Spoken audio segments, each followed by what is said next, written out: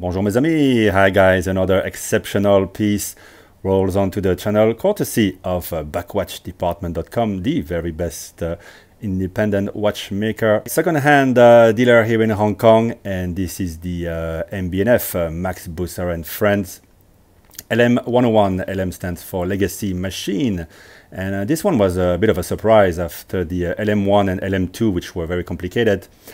Max decided to keep the concept and the overall look, but simplify it, and for the first time have an asymmetrical design. So he kept the time subdial and the power reserve, and of course the bi-spoke bridge suspended balance, but everything has been simplified, and also it's a lot more wearable. So it's been extremely popular at 40 millimeters by just above 15, between 15 and 16 millimeters, but most of that is the incredibly domed sapphire crystal. So actually it wears very well on the wrist, as you'll see in a minute.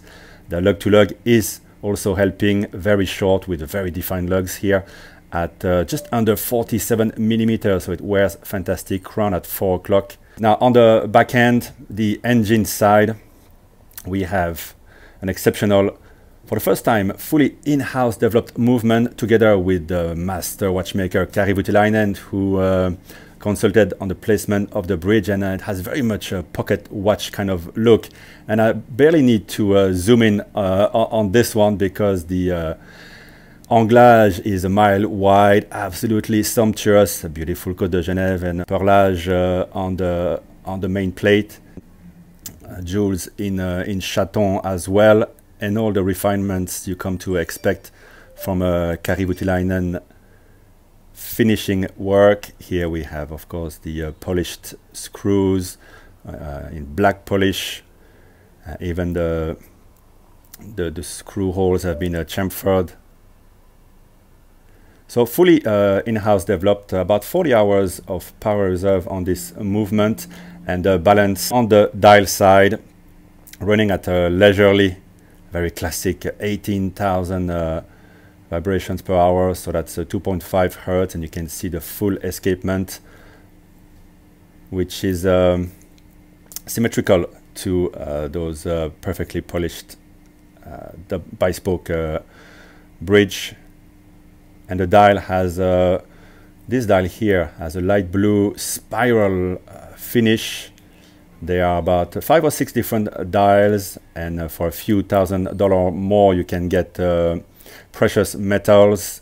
Also now the watch is also available in platinum. This one here is in steel, and at retail was costing the better part of $60,000. But although some people are very happy to pay more to get their watch directly, because yeah, very low production of course at MB&F, so there is quite a long wait if you want to get yours. This one is already spoken for, but I'm grateful again to Backwatch Department to be able to present it to you. Have a quick look at the bespoke buckle here, double deployant, and a very nice strap as well. What a piece.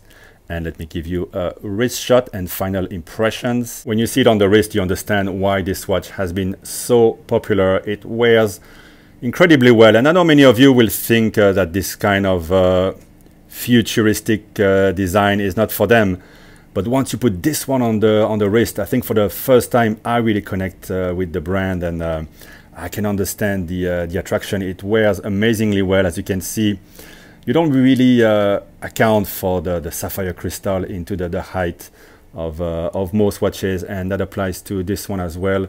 It wears absolutely gorgeous, and I think it's simple enough and interesting enough to be a daily wearer. The movement is gorgeous, and wow, LM101, that's a fantastic piece. Let me know what you think about it in the comments.